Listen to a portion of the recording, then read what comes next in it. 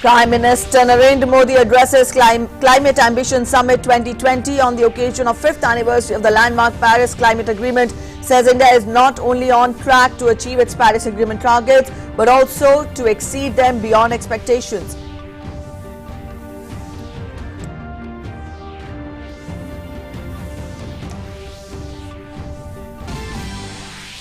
Batch of farmers from Haryana meet Agriculture Minister and hail the new farm laws. Union Minister Piyush Goyal says new laws will encourage more investments to rural India and boost farmers' incomes.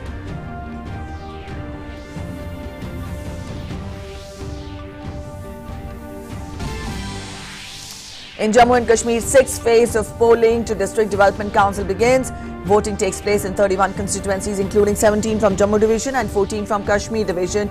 245 candidates are in fray for DDC elections.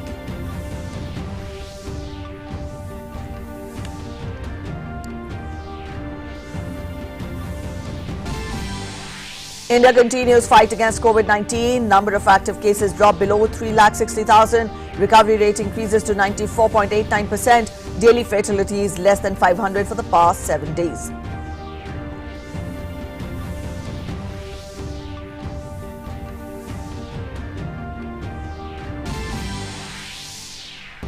More than 7 crore 20 lakh COVID-19 cases reported worldwide, with over 16 lakh 10,000 deaths. First shipments of Pfizer vaccines in the United States to begin today and will be delivered to 145 locations around the country on Monday.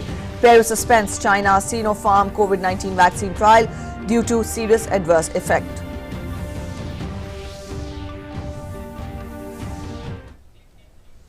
Good morning. You're watching DD News and I'm Preeti presenting this bulletin this Sunday morning. In the next half an hour, we'll get an account of everything that's making it to the headlines. Our top story first.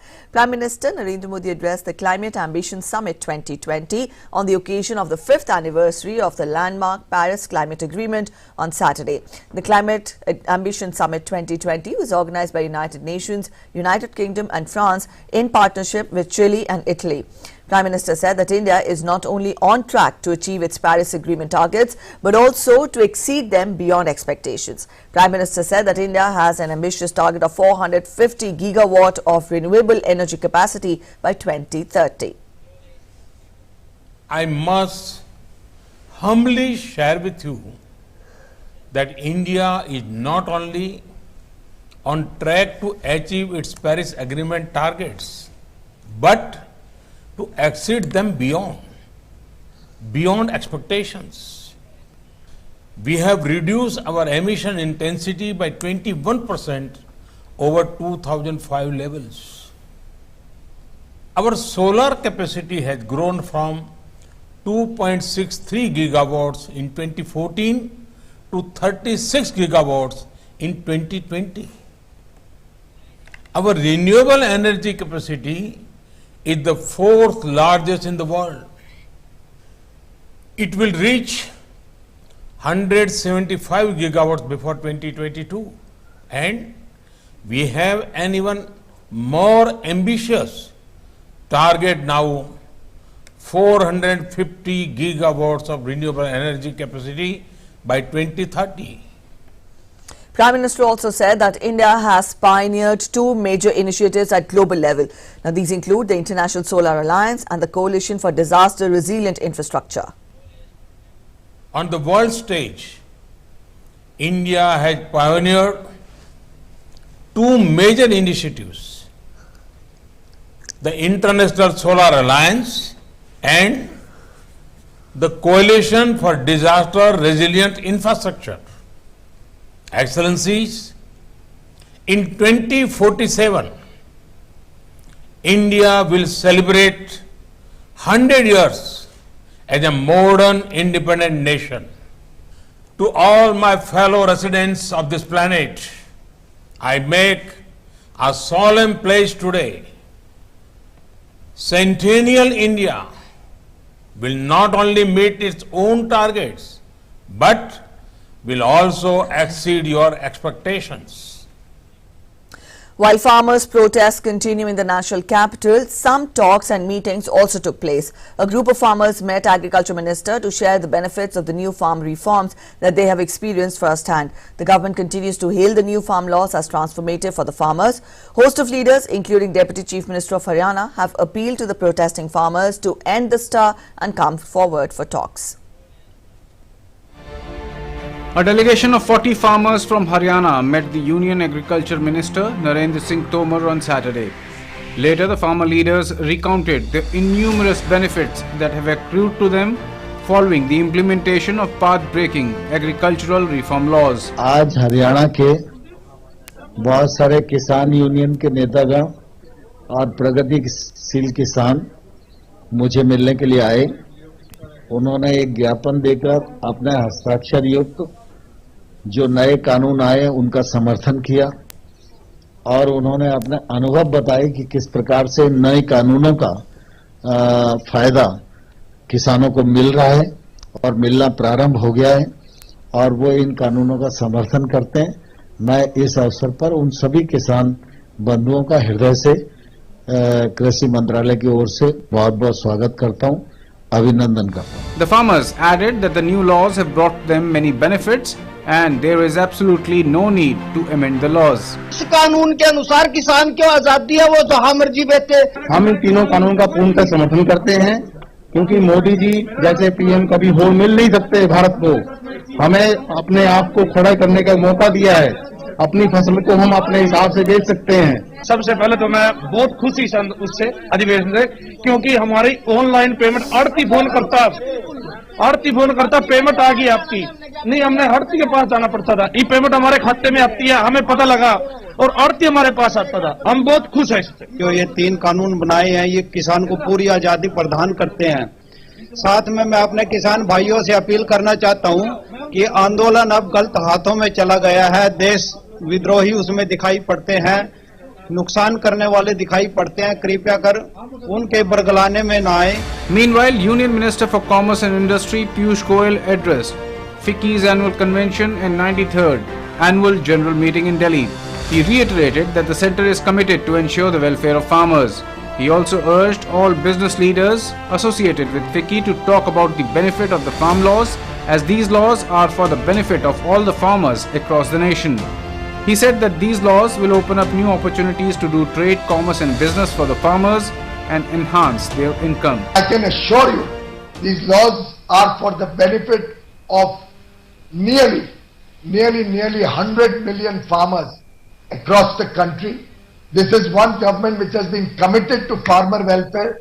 This is a government which has almost doubled procurement under minimum support price MSP, which is wrongly sought to be portrayed as being under danger. This is a government that has ensured that farmers get a 50% over their cost of production. Meanwhile, Deputy CM of Haryana, Dushyant Chautala, met senior leaders and union ministers Rajnath Singh and Narendra Singh Tomar on Saturday. He also called on the farmers to come forward for talks. He exuded confidence that the talks with farmer leaders will start in 48 hours and the matter will be resolved peacefully. केंद्र ने लिखित में अधिकतम मानने का काम किया। 1-2 सुझावों पे कहीं आज भी कोई स्टैंड ऑफ है तो उसको केंद्र भी क्लियर करने को तैयार है, मगर चर्चा वार्ता का ही नतीजे लेकर आएगा और मैं उम्मीद रखता हूं कि अगले 24 से 48 घंटे के बीच में फाइनल दौर की चर्चा कर इस पे कुछ कंक्लूसिव केंद्र सरकार और किसान संगठन रिजल्ट ला। Meanwhile, the scene at Delhi borders continues to be the same as the agitation by the farmers entered 17th day. Farmers are adamant on their demand for repeal of all 3 farm reform laws. On the 14th of December, they will stage a hunger strike from 8 am in the morning to 5 pm in the evening. With inputs from Tapas Bhattacharya and OP Yadav, TD India. The 6th phase of District Development Council elections in Jammu and Kashmir begins today. Over 7.48 lakh voters will decide the fate of 245 candidates, including 100 women contestants in this phase. Polling in the 6th phase is taking place in 31 constituencies, including 17 in Jammu Division and 14 in Kashmir Valley. The 8th-phased DDC polls are being held along with by-elections to panchayats. Now, this is for the first This is rather the first democratic exercise in Jammu and Kashmir since it was reorganized as a union territory last year. The 8-phased maiden DDC elections commenced on November 28th, and so far voters in 190 constituencies out of total 280 across 20 districts have registered their choice. The counting of votes in DDC elections is slated to be held on December 22nd. And Ramesh Raina is joining us on phone line from Jammu to get us more on that. Ramesh, the 6th phase of the DDC elections in Jammu and Kashmir is being held today. I would want you to specifically talk of what makes the 6th phase different from the previous phases which have been held so far. Priti, good morning. All the 5 phases so far which have been held, we have seen a huge turnout of voters exercising their franchise. If it right from the first phase, it is almost over 50% people coming out exercising franchise. So, as you said, these elections are very important. For the first time, they are being held, and they are very significant because when we have been talking to people that why are they coming out in so large numbers to exercise this franchise, their answer is simple, that for all these years they have been electing their candidates. They have been sending them as MLAs and MPs, but with this hope that their areas will get some development.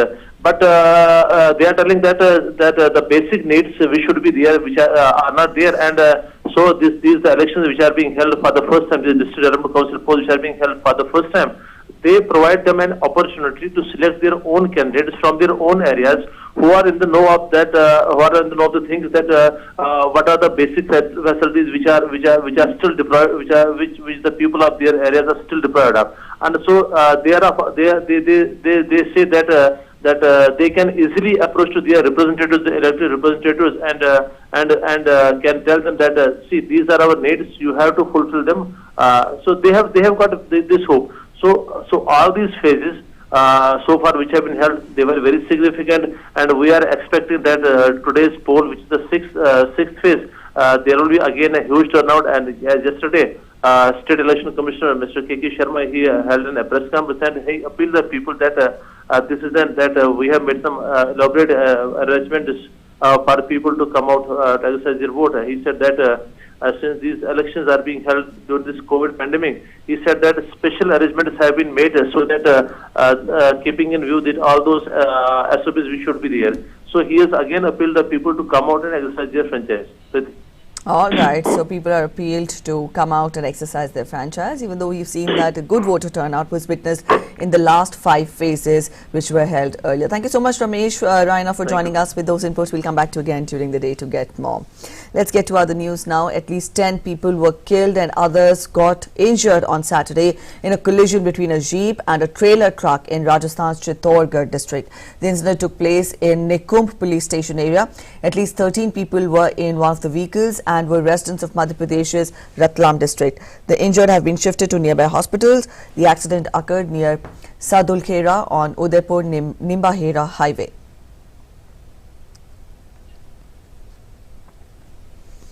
Expressing grief over the tragic incident in Rajasthan's Chittorgarh, Prime Minister Narendra Modi took to Twitter and said, and I quote him, "Pained by the loss of lives due to an accident at Nikumb, Chittorgarh. In this sad hour, my thoughts are with the bereaved families. I wish the injured speedy recovery."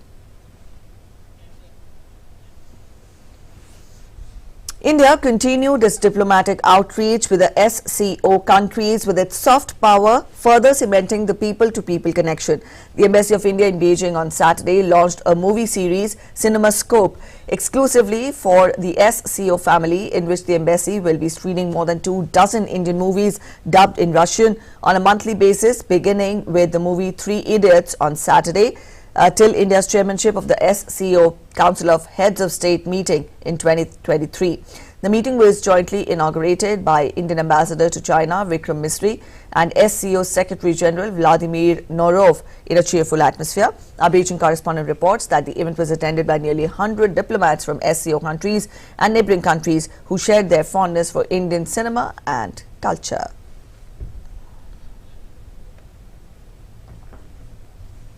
With the government hoping to start the distribution of COVID-19 vaccine across India in the coming weeks, airports across the country are bracing themselves to handle what will possibly be the largest and most critical vaccine distribution program in recent history.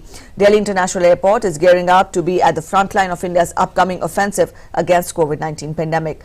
Accordingly, the airport is now preparing to handle the precious temperature-controlled cargo carrying anti-COVID-19 vaccines. We get to more in this report. Delhi International Airport is limping back to normalcy, braving the prevalent coronavirus pandemic. But it is also gearing up to be at the front line of India's upcoming offensive against the COVID-19. It is gearing up to play a pivotal role in the supply of the precious temperature-controlled cargo carrying anti-COVID-19 vaccine. Expected to be flown out from the pharma hubs in Pune and Hyderabad, these vaccines hold the promise to unshackle India from the grip of the COVID-19 pandemic.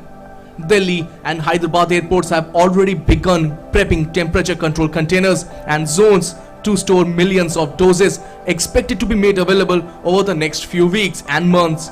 Some of the salient features of the Delhi airport are 2 integrated cargo terminals with an annual cargo handling capacity of 1.8 million metric tons, which can be scaled up to 2.3 million metric tons. Both the cargo terminals has certified temperature control facilities, separate cool chambers to handle minus 200 degrees Celsius temperature. Both terminals also provided with points to handle temperature control containers. Cool dullies at airside for movement of temperature sensitive cargo is also placed. Separate dedicated gates at the terminals for the fast movement of vehicles carrying vaccines has also been made available. Delhi Airport is the first and the only airport in the country to have 12 numbers of dedicated freighter parking bays, providing ample capacity for the airlines to move cargo to and fro from the airport. While Delhi Airport provides highest airline connectivity in the country to different parts of the world and within India, it will play a critical role as a transshipment hub to connect underserved countries, region to the rest of the world. It has also been the first to launch India's first QR code-based e-gate pass facility for delivery of import cargo, thereby making paper documentation process automated and also reducing human interface. Meanwhile, Hyderabad Air Cargo, located at the center of one of the vaccine production regions in the country, is also a key stakeholder in the global vaccine logistics, with facilities such as modern temperature-sensitive pharma and vaccine storage and processing zones. Hyderabad Air Cargo provides end-to-end cool chain for pharmaceutical and vaccine shipments. Terminal also offers one of India's largest fleet of modern temperature control cool containers. The Hyderabad Air Cargo recently launched Cool Dolly, a mobile refrigeration unit for airside transportation of pharma and vaccine shipments.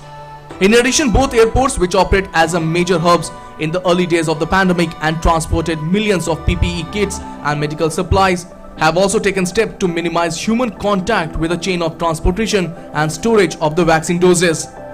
Tapush Bhattacharya's report, DD India.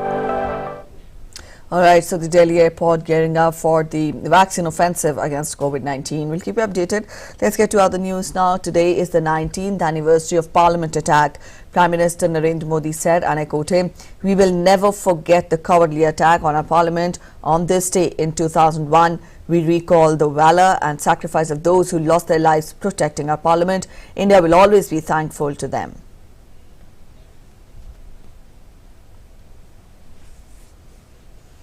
The trend of recoveries exceeding new cases and low number of fatalities per day continues, leading to a reduction of the active caseload in the country. The daily new recoveries recorded in the country have been more than the daily cases registered since the last 15 days. Country's present active caseload consists of just 3.66% of the total positive cases. The rising recoveries have also improved the recovery rate to 94.89%. The total recovered cases stand at 93,24,328. The gap between recovered cases and active cases is increasing and presently stands at 89,64,509. 74.46% of the new recovered cases are observed to be concentrated in 10 states and union territories. 74.16% of the new cases are from these 10 states and union territories. And up next, we get to a quick global update on COVID-19 situation across the world. As of now, more than 7 crore 21 lakh COVID-19 cases have been reported worldwide, with over 16 lakh 11,000 deaths. Over 5 crore 5 lakh people have recovered from the virus. The United States continues to remain the worst hit country by the pandemic so far, with the highest number of infections. The US has recorded over 1 crore 65 lakh cases of the virus, with death toll surging past 3 lakh 4,000.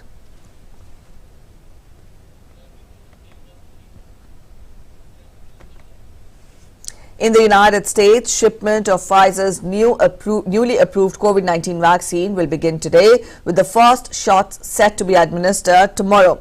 Doses of the vaccine from US-based Pfizer and German partner BioNTech will be delivered to 145 locations around the country on Monday. The remainder of the 636 delivery locations selected by US states and territories will receive doses on Tuesday and Wednesday. The United States hit a record 1.6 crore COVID-19 cases on Saturday, with deaths surging past the 3 lakh mark.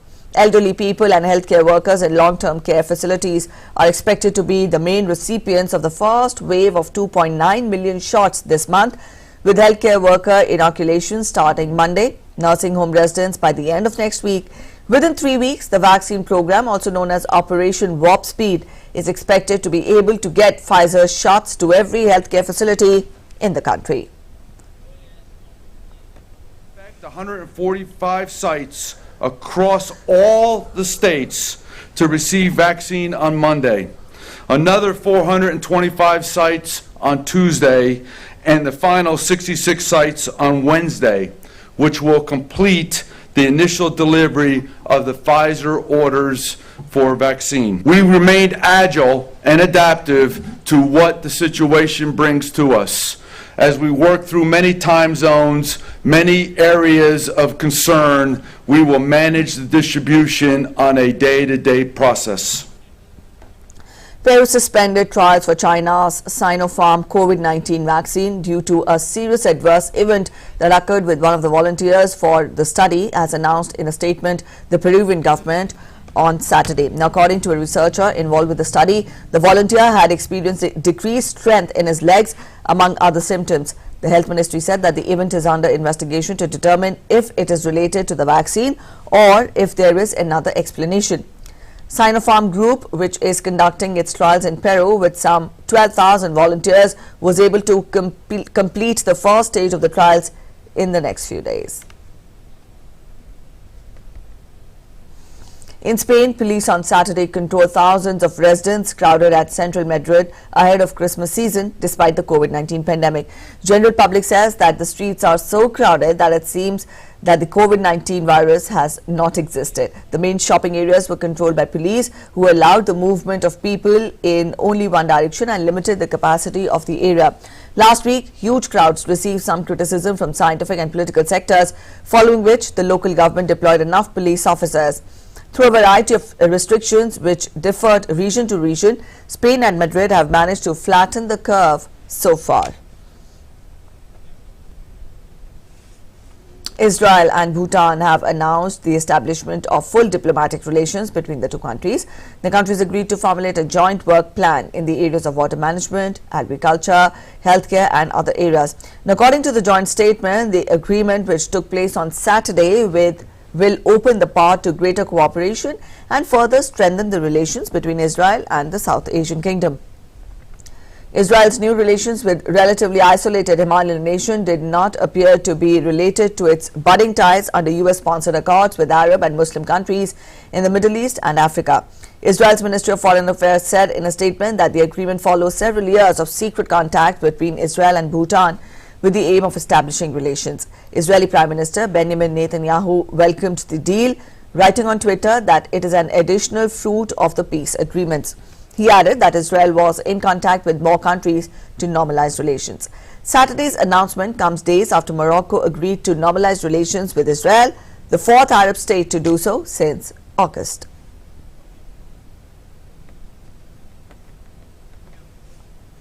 The UN Secretary General has urged the world leaders to declare states of climate emergency in their countries to spur action to avoid catastrophic global warming. Antonio Guterres, speaking at a climate summit on Saturday, said that more than 70 world leaders are due to address the one-day virtual gathering aimed at building momentum for much steeper cuts in planet warming emissions on the 5th anniversary of the 2015 Paris Climate Accord. Guterres said that economic recovery packages launched in the wake of COVID-19 pandemic represent an opportunity to accelerate transition to a low-carbon future, warning it was not happening fast enough. At least 38 countries have already declared such a state of emergency, often owing to their vulnerability to the impacts of climate breakdown, which are already being felt. Declaring an emergency would require countries to step up their actions on greenhouse gas emissions urgently. Let's get to sports now. Real Madrid showed why they are La Liga champions with a convincing 2-0 win at home to leaders Atletico Madrid in the derby on Saturday to end the visitors' unbeaten start to the league season. Real Madrid made a blistering start and deservedly took the lead in the 15th minute when Casemiro headed home from a corner, leaving Atletico behind for the first time in their 11th league game of the season. Dani Carvajal put Zinedine Zidane's Real side further at ease with a stunning strike in the 63rd minute, which came off the post and into the net of keeper Ron Oblak for an own goal. Chelsea's bid to return to the top of the Premier League table failed as their 17-game unbeaten run comes to an end with a 1-0 defeat to Everton. Gylfi Sigurdsson's first half penalty was enough to earn Everton the win over Chelsea at Goodison Park on Saturday night. Chelsea's second defeat of the season meant that they were denied the chance to go to top and remain third in the points table.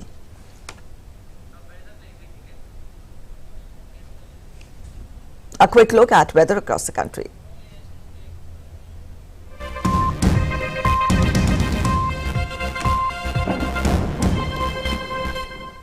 According to the cyclonic picture, a western disturbance lies as a cyclonic circulation over North Pakistan and adjoining areas of Punjab in low tropospheric levels, with a trough aloft in mid-tropospheric level.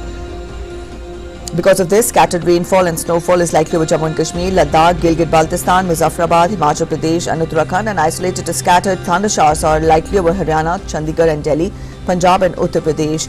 After the passage of the system, minimum temperatures are also to fall in northwest and north Madhya Pradesh. Also, dense to very dense fog is isolated places is likely over Uttar Pradesh during the next 5 days and over Uttarakhand during the next 3 days, and also dense fog in isolated pockets of Himachal Pradesh, North Rajasthan, North Madhya Pradesh, Punjab, Haryana, Chandigarh and Delhi. Also under the influence of northwesterly and southwesterly wind confluence over central parts of the country, low tropospheric levels isolated to scattered rain and thunder showers are likely over Madhya Pradesh, Vidarbha and Chhattisgarh, and over Madhya Pradesh, Maharashtra, Konkan and Goa during the next 2 to 3 days. And now we take a look at temperatures across the major cities in the country.